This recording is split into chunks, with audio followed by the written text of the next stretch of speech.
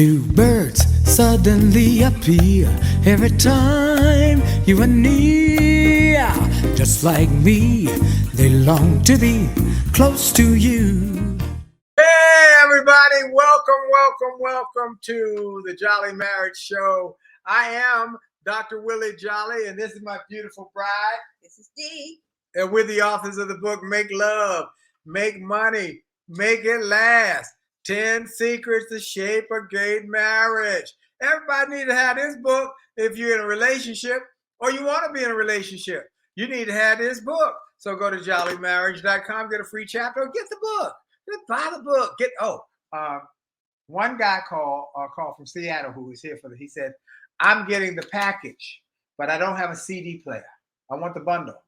So what do we do? We give him the digital audio book. Okay. You can get the audio book in digital, so no problem. All right. Welcome to everybody. Happy Thanksgiving week to everybody, wherever you may be. I got to give a shout out to Sheila. Sheila T321. I know who that is. And then let's see who else is here. Thank you. Love the music. And then hi from Zebulon, North Carolina. Thank you. And Ving Nails is here. And Just for Me, I think it is.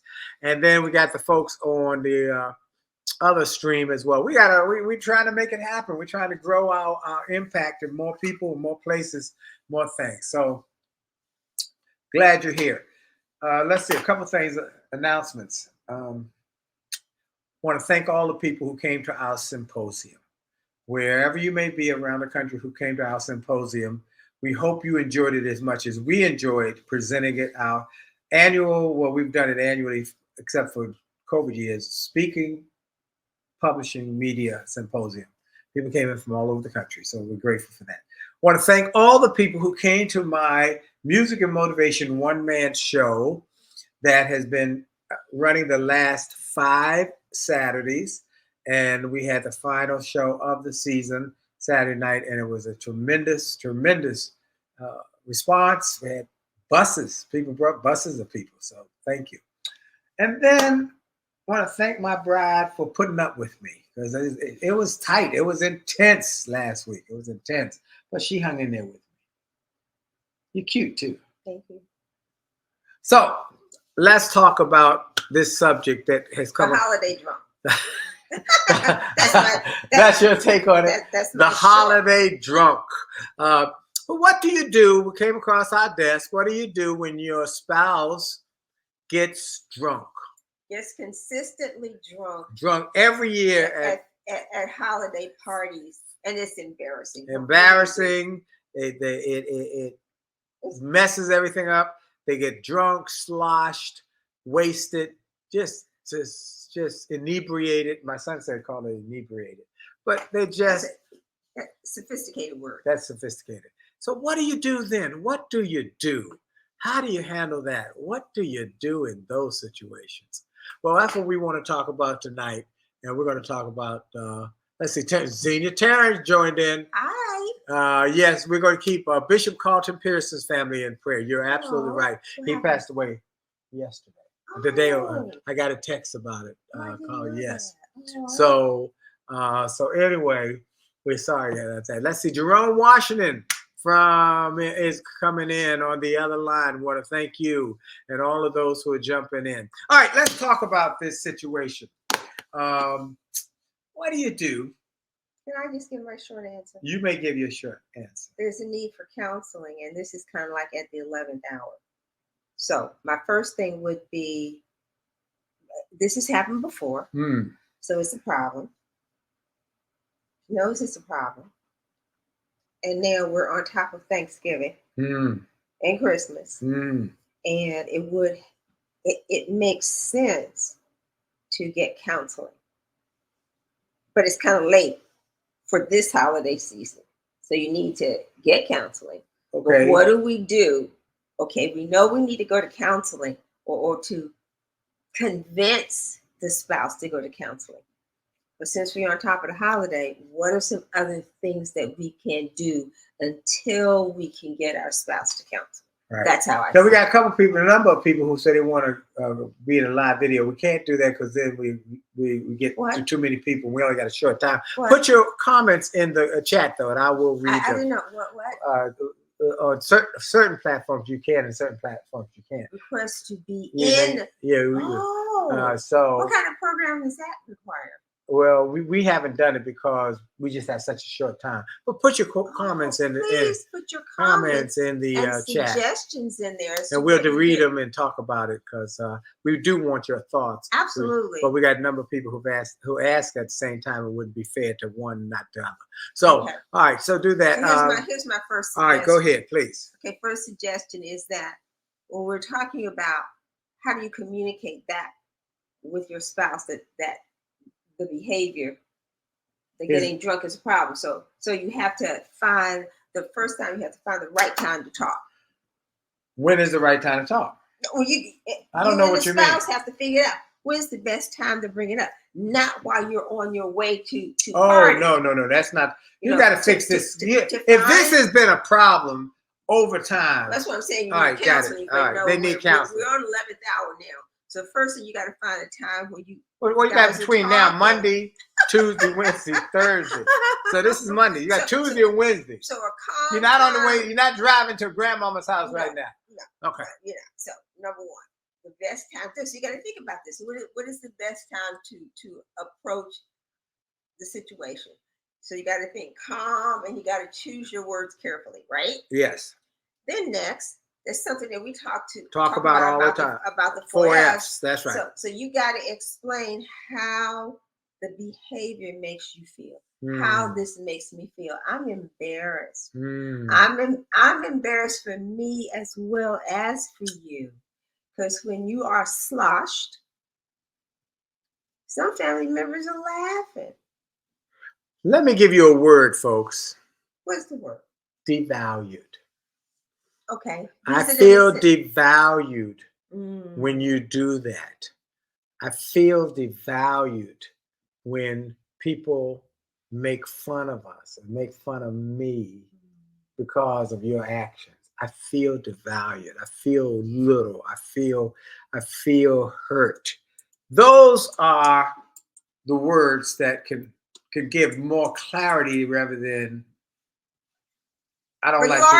Well, I didn't say I didn't like. I said you embarrass me. I'm embarrassed. I'm embarrassed, but the value. I'm embarrassed for you. But and value goes. Is a nice word. Is even a more powerful word. Okay.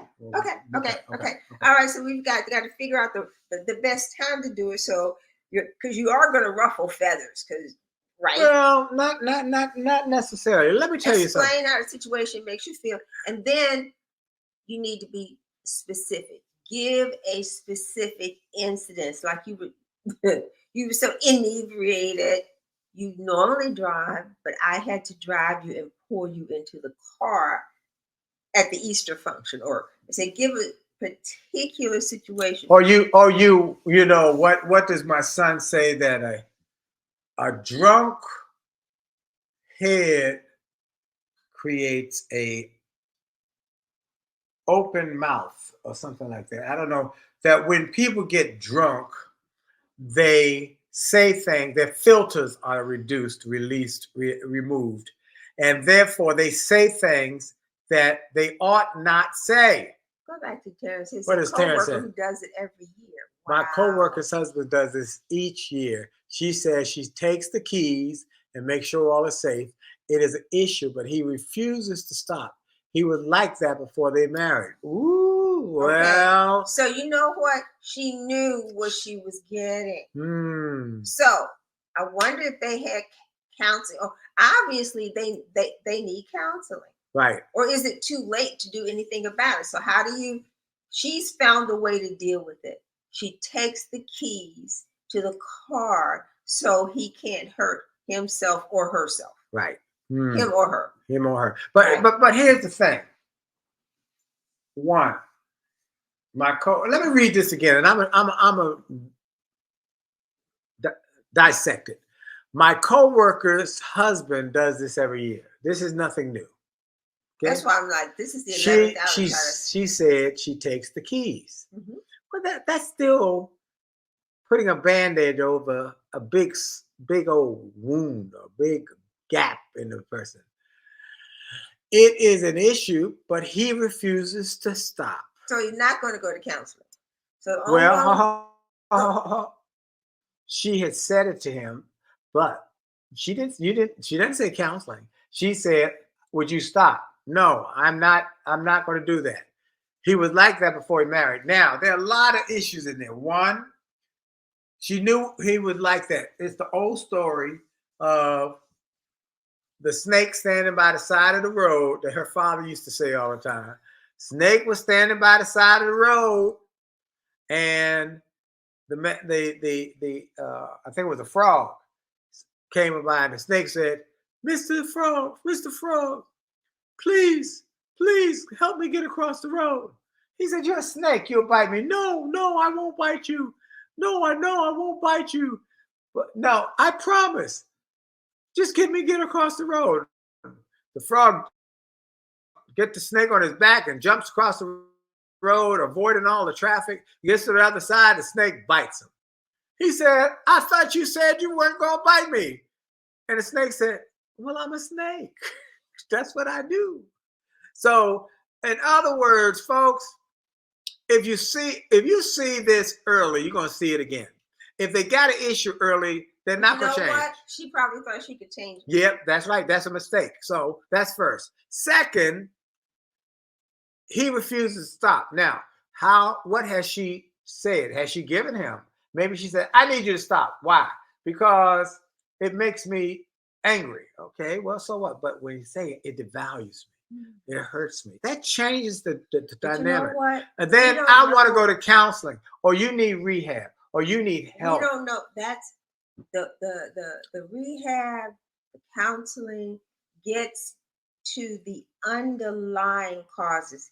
He's drinking for a reason. Because he liked drinking. All right. Brenda Colson said, Brenda Colson, you there you go. You're diagnosing. All right. You can't diagnose that that's the reason why he drank. He might just like drinking. All right. Or he might be an alcoholic. Do you think that they say things they were afraid to say, but when they're drinking, it just comes out? Absolutely. Absolutely. When your filters are off, you've been wanting to say it, you've been thinking about saying, you talk about somebody's mama and your mama looked funny, or your uncle is stupid looking, or people say stuff when they're drunk that they think, but the filters are removed. And so they say stuff. Sometimes at parties, particularly holiday parties, when you say, okay, I'm required to go, you really don't want to be there because there are individuals who you believe are obnoxious. Yeah. And sometimes you're drinking to dull the fact that you don't want to respond to what they have to say. And if you get high enough, it's kind of like, okay, I'll just drink myself into oblivion so I don't have to deal with That's possible. Now, Karen said they've been married 35 years. He only does it on holidays. Oh, wow. He feels it's okay and it's all right. The keys, so he won't drive and kill somebody. One drunk person, tell no lies, he almost killed himself and she's starting to leave him. He still didn't stop because she threatened to leave him, but she didn't say, you're breaking my heart. You're hurting the drinking me. Is hereditary. Wow. Now let me give you a story. You know what? That gets into someone was saying about why can't we have non-alcoholic parties, right? Non-alcoholic family parties. Well, that was one of my requests. That's what I was going to say about this. One comment is, we enjoy. He's the one with the problem. Okay, why should we all suffer? But because this person is a drunk. Okay, let me give you another story. I love this story. Two twin brothers. Their father was an alcoholic. One grew up to be a college president. Didn't drink a lick, nothing. The other one grew up to be a drunk on Skid Row. They asked the one who was a college president. No, they asked first the one who was the Skid Row, why are you a drunk? Why do you do this? He said, because my father was a drunk. And so this is what happened. They asked the second one, the one who's the college president, who didn't drink at all, how is it that your brother says it's because his father was a drunk and you don't drink? He said, because my father was a drunk. Same impetus, same culture, same thing happened to both of them, but one made a decision. Different. I'm not going to do that. Look, let's be quiet. Let's be straight up. I think some of it has to deal with self-discipline too, and how you see yourself. On whose case? On whose side? In both sides of the sons whose father was a drunk. One son said, "Oh, I'm not going to do this." The other one, "Oh well, I'm just like him." Well, he saw. That's right. So, but it's a decision. I'm saying it's a decision. Okay. All right, it's the decision. And so this gentleman. But what causes the decision? Based upon the filter of how you see yourself. That's what I'm saying. Okay. I don't have any discipline. All right, so I'm just going to drink. Okay. There's no argument on that. But okay, there's no argument on that. But here's the question is, what do you do about it? Now, this person comes to the holiday party, talks about your mama, your uncles, that gets drunk and calls people names out their name and just messes up the whole party every year. You have to make some decisions. Well, you could not invite him. Well, family member. Maybe could have invited him, but maybe they need to make decisions. One, that we won't serve alcohol at this. Now you said why should we have to limit out? Everybody else has to suffer but that's a decision. The eggnog. Okay, right, there's a social drinker. I'm saying to you, it's not an easy decision. It's a difficult decision. And you have to decide, Mr. or Mrs. Spouse, are you willing to make the decision and say to the family, this is the decision we're going to make to save this man's life and enjoy the party. We're not going to have alcohol. Or maybe, if you decide that alcohol is a staple, and some people do, then you know what? We can't go. We won't come. Yeah. That's right. All right. You can't go. That's another option. Now, one more thing.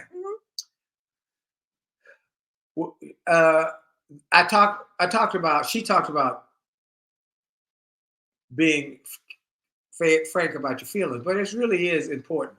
We cannot stress enough about the 4 F's. I cannot stress enough about the 4 F's in any relationship. Every relationship, every kind of relationship is going to have challenges at some point. Every kind of relationship, whether it's a marriage, whether it's a sibling, whether it's family. Be focused on a win-win. That's right. Right. Because I'm sure people are waiting because you're just going. All right, be friendly. But so business relationships, family relationships, marital relationships. Be friendly. Don't go in mad. Be frank about your feelings. This is how that made me feel. Devalued, hurt, pained. Be fair. Then be fair.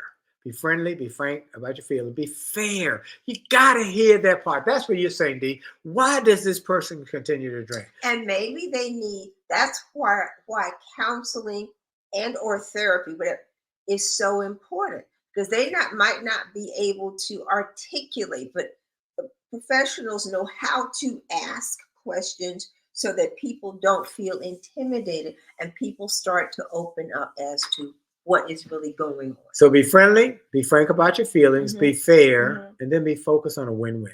We got to get this a win. Everybody wins. It's not all your fault, not all my fault. There's another idea. All right, go ahead. With the family drinking, the two of you, the spouse who overdoes it and the one who, and the other could agree as to, okay, so let's dilute the drinks.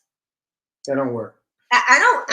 I'm gonna tell you somebody who's been around people who drink. Diluting does not work. I hate to break the news to you, baby. See, he grew in a family where her parents didn't drink. Her daddy was a preacher. That don't work, baby.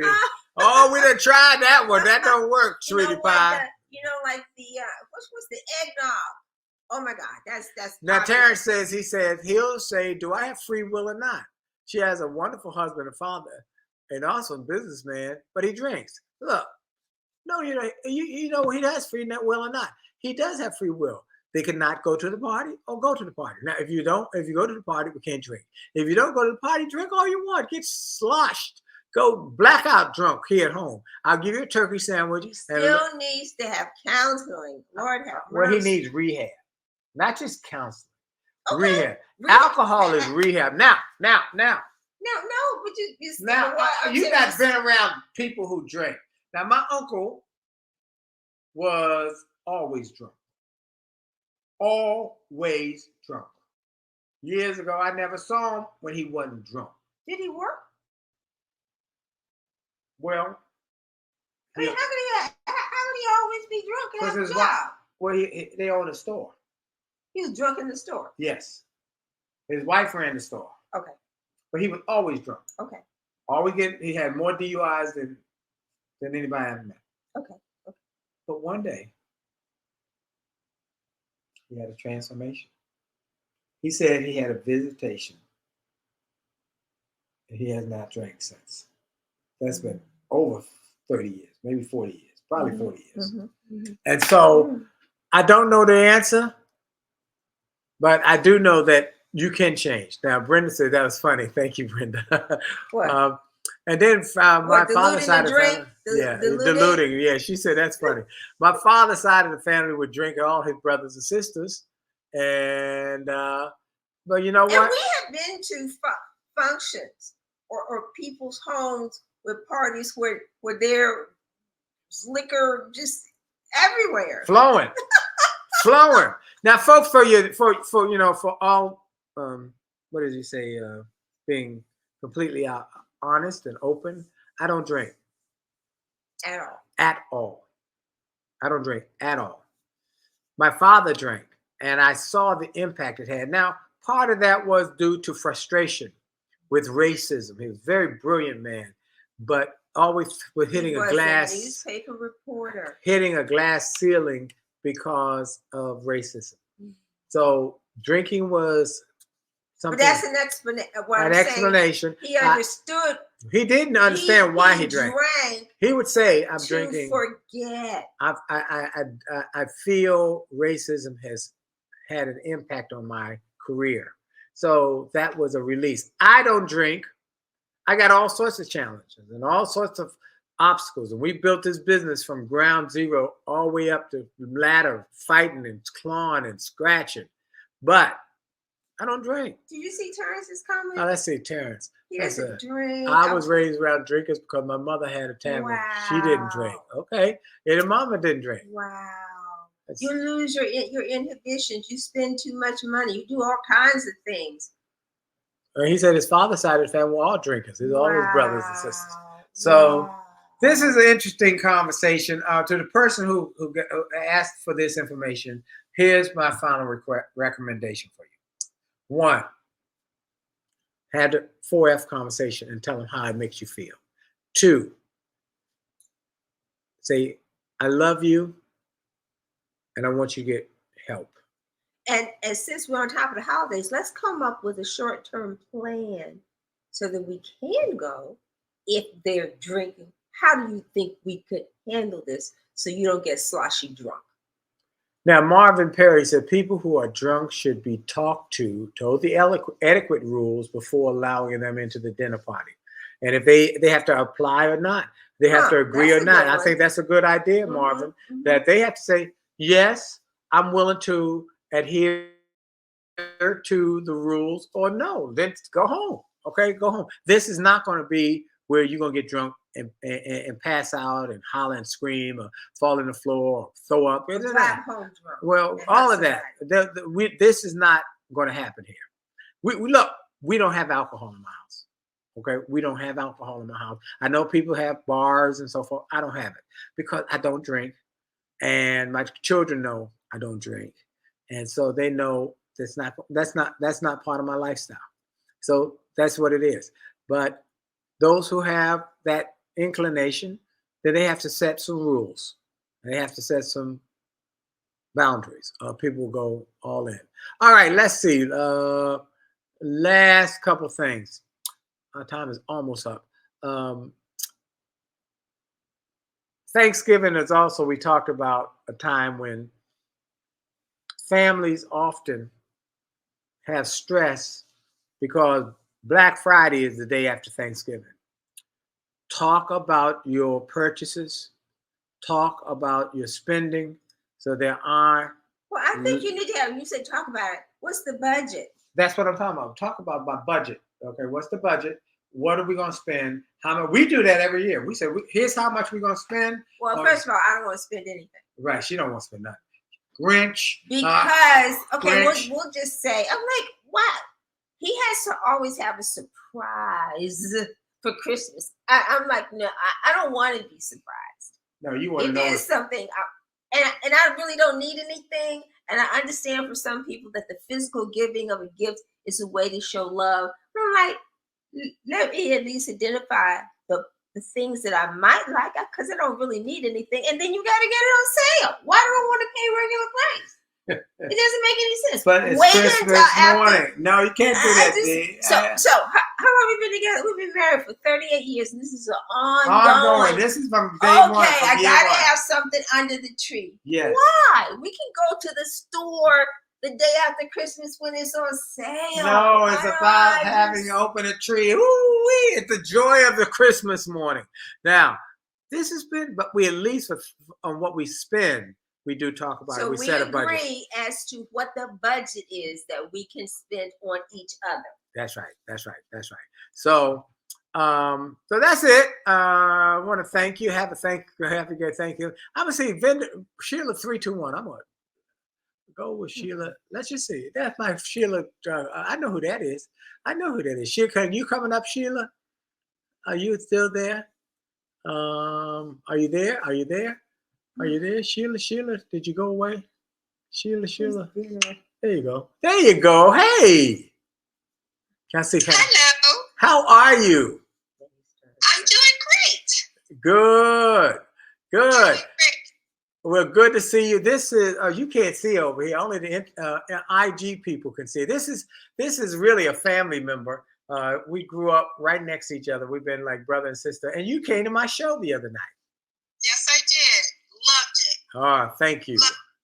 Thank you. And your cousin Gary Johnson sent me a note and said he had heard about the show. I told him you were there. Oh, okay. Yep. Well, good to see you. Good to see you. Do you have a comment on this topic? The drinking? Yeah.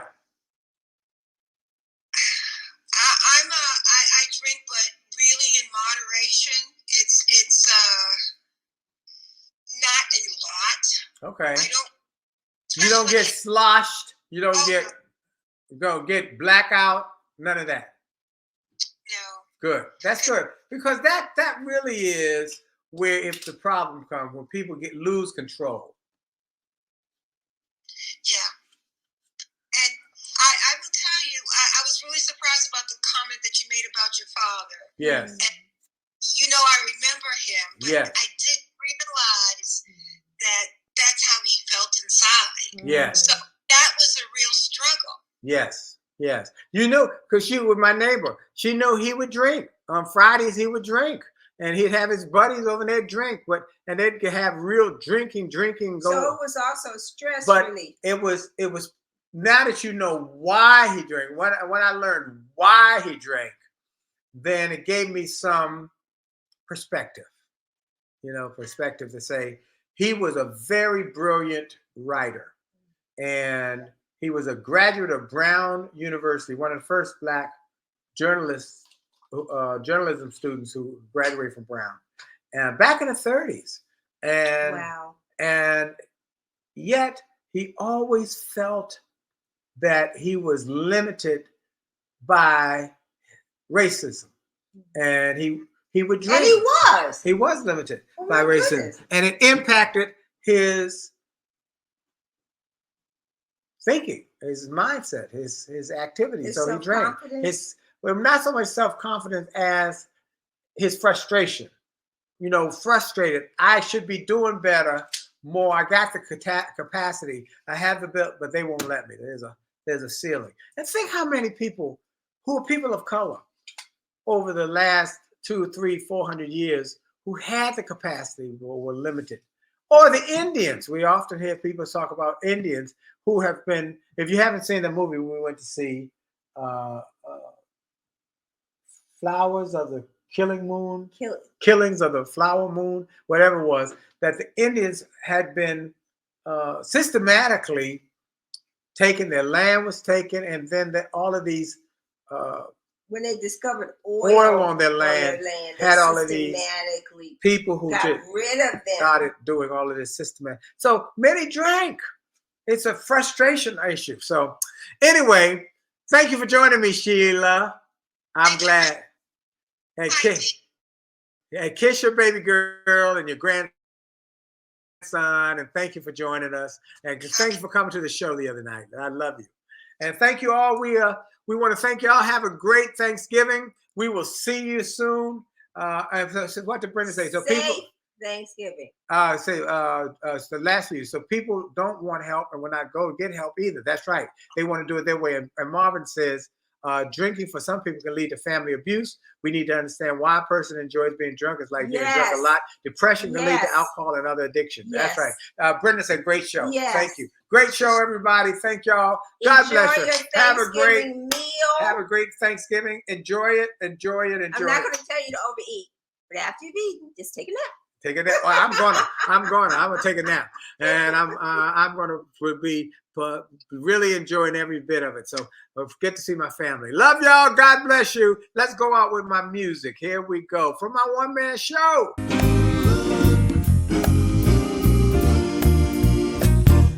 Why do birds suddenly appear every time you are near?